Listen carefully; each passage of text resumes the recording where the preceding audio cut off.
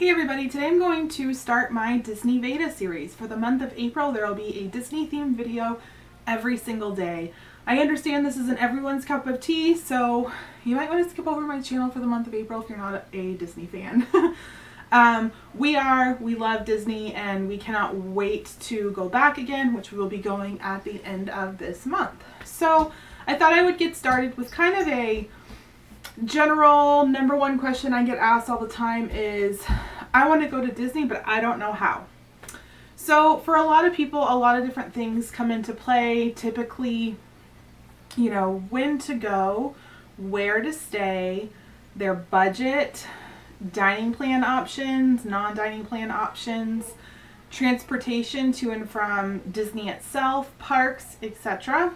And then of course, just all the little extra things along the way. So I'm going to try to answer as many questions as I can think of. By all means, if you have any questions, please ask me below. I am not an expert by any means, but I will try to help you as much as I can.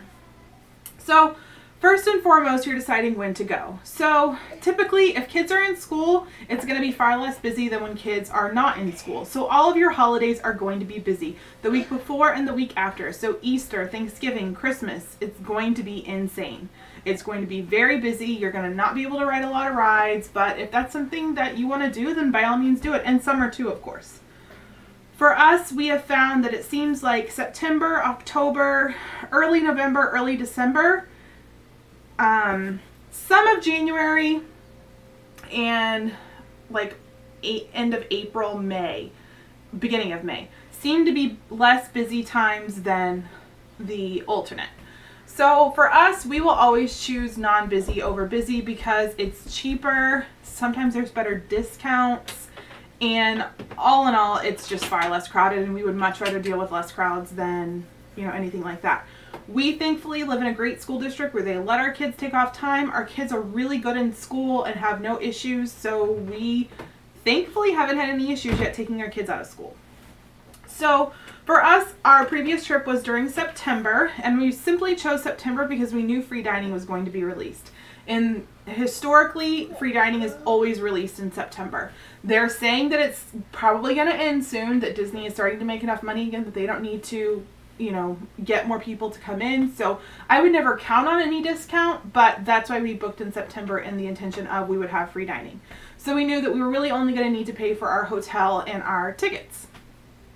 And, you know, that's something you can look into. You can look at the historical discounts that have been released and see what you might get. You know, typically there's going to be free dining in the fall. There's often room discounts, and there's often like a stay, play, dine type of thing where if you buy your hotel, your tickets, and your dining plan through them, they'll give you some sort of discount. Whether it be just a general discount, some money off, a general discount, maybe a free memory maker, which is their picture service, maybe an extra day of tickets added on, you know, anything like that. So you always want to check for special offers because they're always there, and even if it's a couple hundred, it's a couple hundred. And then, you know, you want to look at things to make you money. You can use money-saving apps like Ibotta, which will give you rebates on your groceries, Swag Bucks, and Perk, where you watch videos or you do surveys or anything like that to earn gift cards. Keep in mind, if you buy Target gift cards on these sites, you can get those Target gift cards and change them into Disney gift cards. So it's free Disney money. I mean, you can't beat that. So that's always something to think about as well. You know, trying to use whatever discount you can. A lot of people want to use undercover tourist. For us, we have found that this trip that we currently have, we saved 30% off of our room by doing a package with Disney. Plus we saved the 5% from buying our Disney gift cards on Target. Plus we're earning Target gift cards from Perk and Swag Books to pay for this. So in the long run, that discount booking through Disney saved us more money. But by all means, undercover tourists, a lot of people will save 75, 100, even more sometimes on their tickets. So that's a way to go as well. And then I guess, you know, the big thing is where are people going to stay? So you can stay on-site or off-site. We have looked into both. We will eventually start saying off-site because on-site is getting harder and harder for it to be more affordable for us now that we are almost a Disney family of 6. When you have a child that is under the age of 3, they are free. So if you are a family of 6, you can actually stay in a room that holds 5. If you are a family of 6 and your child is under 3, they eat free, they enter the parks for free. It's awesome. So if you have a kid that's kind of close to the age of 3 and you want to go to Disney, go before their 3rd birthday. And you know, for staying on site. So if you stay on site, typically you're going to have a value, a moderate, or a deluxe resort. I can say that for September and April, when we're going, they were pretty much the same price. So you can get a value room for about $130 a night. That is with a discount. Sometimes you can get it down to $115, and that is just for the 1 bedrooms. If you get a suite at Art of Animation, it's about $300 per night. If you stay at the moderates, it's about $180 to $200 a night, and that some of those sleep 5. So, you know, if you're a family of 5 or 6, right now your options are Port Orleans Riverside, Caribbean Beach Resort, and the Art of Animation Suites, or you could do 2 rooms at like Pop or any of the other resorts. So it's kind of expensive. And then deluxe resorts are $300 to $700 a night sometimes, you know, depending on what resort. And again, a lot of those resorts you can stay for family of 5, Yacht Club, Beach Club, I think Old Key West. I'm not sure on the rest, so I'm not going to say, but you know, if you look on the Disney website, it'll tell you how many it sleeps per room. So that's kind of expensive, but you know, you add your dining to it, because you can have dining if you're staying on site. You can add your tickets to it, and then you save a little bit more. You know, right now the current promotion is you're saving a little bit of money on everything, plus you're getting a free day of tickets. That's not a bad deal. You know, you can't beat that in the long run. So it's going to be expensive. We've also looked into staying off site and renting a timeshare from vrbo.com, and we would stay at either Windsor Hills or Bonnet Creek, most likely Bonnet Creek.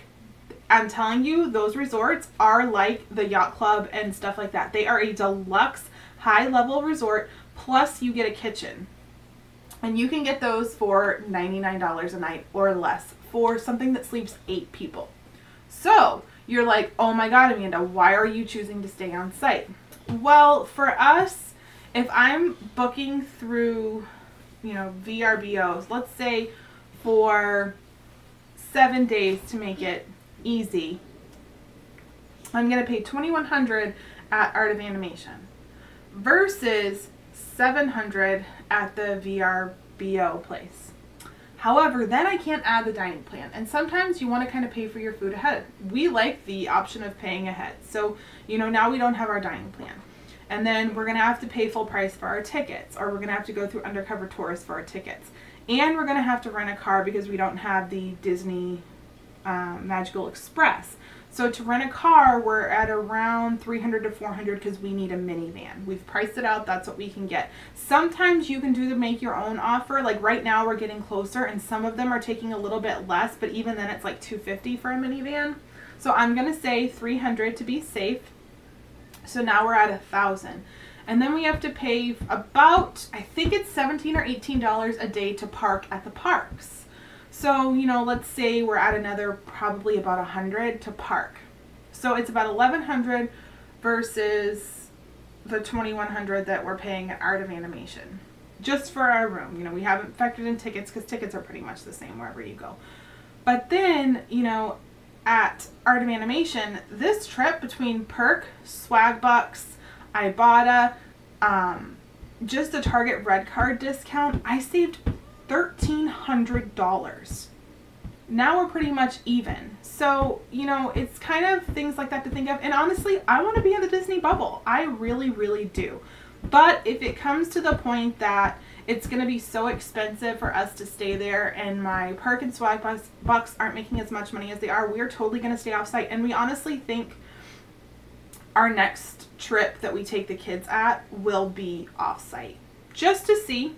You know, we're giving everything a good go. We've stayed at value. We're going to be staying at moderate and deluxes, and it's just a nice way for us to figure everything out and figure out what works. If you're going to be staying at, or if you're going to be doing some Universal time, I would highly suggest the VBRO offer because it's just, or VRBO. It's just a no-brainer. So, you know, we've talked where you're going to stay on-site or off-site. We've talked budget, kind of. And then it's a matter of, okay, we're going to Disney, we have it booked, now what do we do? I would say you need to start planning your ADRs, or your advanced dining reservations.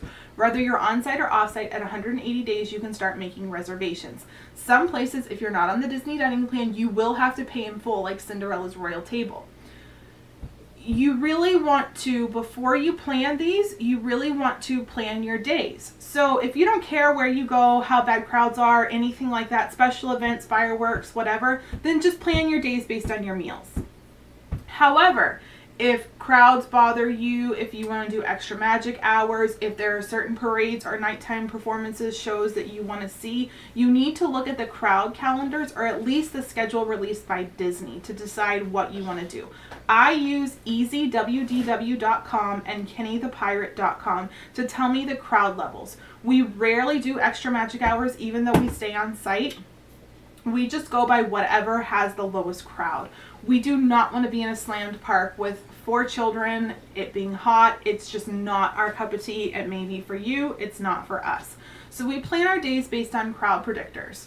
And then we'll say, okay, so we're going to Magic Kingdom. So where should we eat in Magic Kingdom? I would highly suggest that if you're going to be at Magic Kingdom, then that's when you should do Magic Kingdom restaurants and restaurants on the monorail. So 1900 Park Fair at Grand Floridian, Chef Mickey's, Ohana, all these places is where you want to do at Magic Kingdom. If you're going to Animal Kingdom, I would suggest that's when you do Animal Kingdom Lodge type food.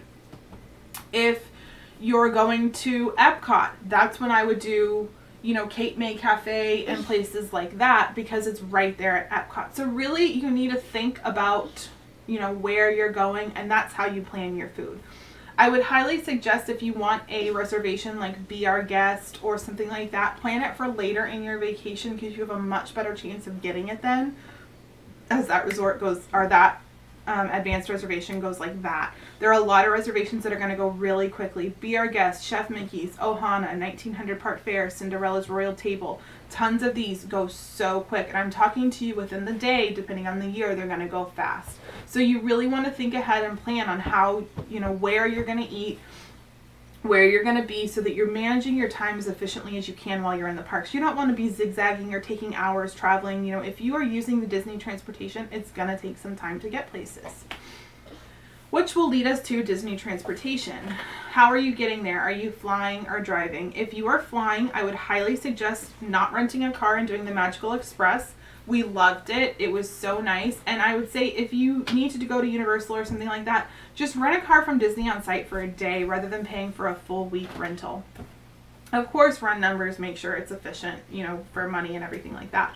But for us, it was so nice just putting a tag on our luggage, dropping it off here at the airport, and seeing it again in our room. We didn't have to get any luggage. We just hopped on Magical Express. We just had to pay or tip our driver $1 for every bag that he handled, and it was awesome. They took us right from the airport to our resort. A nice little movie played. It was heaven. It was a nice, like, moment before we got to the resort and got all excited again. They bring you right to your resort. It's fantastic. The only tip I would say is make sure you have your magic band on you, because that's how you're going to get on the bus. At least someone has to have it on them. So that worked for us. We used the buses, the Disney transportation buses. You know, you can really only go from resorts to parks. So let's say that you need to go to the Polynesian. You're going to take it from your resorts to Magic Kingdom. You're going to hop on the monorail and go to the Polynesian. Let's say you're at the Polynesian and you decide that you want to go to Downtown Disney. So you're going to take the bus from the Polynesian to Downtown Disney. And then when you get to Downtown Disney, you're done. You can take the bus from Downtown Disney back to your resort. So it's kind of, you know, you kind of have to look into the bus system and see how it works to make sure that you're going to the right place or wherever you need to go. But it's great. You know, if you stay at a place like Beach Club, you're going to walk right to Epcot and Hollywood Studios. If you stay on the monorail, you're just going to hop on the monorail and get to Magic Kingdom. So there's so many great ways that they offer transportation where you really don't have to think about it. If you're doing a really early in the morning reservation, sometimes you may have to get a cab, but the hotel will arrange that for you. You do have to pay for it, but they will call and get it all set up for you. And it's just a great, great system. So then, you know, people ask tickets and stuff like that. Tickets is going to totally vary. Some people hate certain parks. Some people love certain parks. It all depends. We personally like to spend about 3 days at Magic Kingdom, if not more. We like to do 1 day Animal Kingdom, 1 day Hollywood Studios, 1 day Epcot. This trip, we are going to do the 3 days at Magic Kingdom, and then we're probably going to add 1 more day, and we're not sure what park we're going to do yet. But I would highly suggest making sure that you have enough tickets early on in your planning process to get to all the parks that you want to get to, so that when Fast Pass time comes, you can set up all your Fast Passes. If you're staying on site, it's 60 days. If you're staying off site, it's 30 days. So, you know, you're really having to plan ahead. I would highly suggest that you start planning a Disney vacation about 8 months out. Book it, get it done, and then when a discount comes out, you can either call them or call your Disney agent and apply the discount, and it'll lower your bill. And just slowly pay. Each week we go to Target, we buy some discount gift cards, we cash in whatever we have earned on our Perk and Swag Bucks apps and buy some more gift cards with that, and we just send them to my travel agent. And then each week my balance is lowering and lowering and lowering, and she sends me a new receipt, and it's great. It's a nice way to pay for a vacation, not finance it, not pay interest for it, and slowly get it taken out, rather than having this, like, you know, $5,000 bill come out. You know, Disney can be expensive, but it can also be very affordable depending on what you do, how you do it, you know, whatever. The dining plan is expensive. However, if you have a family that likes to eat, I would highly suggest it. I would also say that if you're going to be doing the Disney dining plan, be smart about it. Don't do all breakfast, because they're cheap, and you can pay out of pocket for far cheaper than you paying for the dining plan. I would also say, you know, really plan ahead. Plan obviously your ADRs, but also plan your quick services and your snacks, so that by the end of your trip, you're not coming home with 50 snacks that you don't really want. You know, why not treat yourself when you're there to a nice Mickey bar or something like that? For us, we did the table service dining plan. We are not doing the table service dining plan this time. We are doing quick service plan for part of our trip. The other part, we're doing nothing. We're doing a few table service restaurants out of pocket, and we're going to see. As long as we come in cheaper than what the quick service dining plan would have cost us, or the table service dining plan would have cost us, I'm happy. You know, you can also go to the grocery stores and pack your lunch for the day, eat your breakfast in your room, and maybe only do 1 meal there. I've heard of people going to Walmart and getting their rotisserie chickens, and that's their dinner at night. And whatever's left over is sandwich meat the next day. You know, there are totally cheap ways to do it. For us, we feel like we're on vacation, we want to enjoy it, so we are going to buy most of our meals. However, this trip, when we don't have the quick service plan, our little kids that don't really eat much, we're going to go to Target and get them some Lunchables and stuff like that. And it'll be a treat for them, because I don't ever let them have that stuff. And that will be their lunch. And then that way, like, me and Trevor will share a quick service, and Jeff will have a quick service. So it'll be something that is, you know, it's just saving us a lot of money and giving us more time. Us not doing the dining plan this past trip is what gave us the ability to stay there for 11 days instead of 7. You know, you can't beat that. So just think about where you want to go. Think about when you want to go, excuse me. Think about your budget.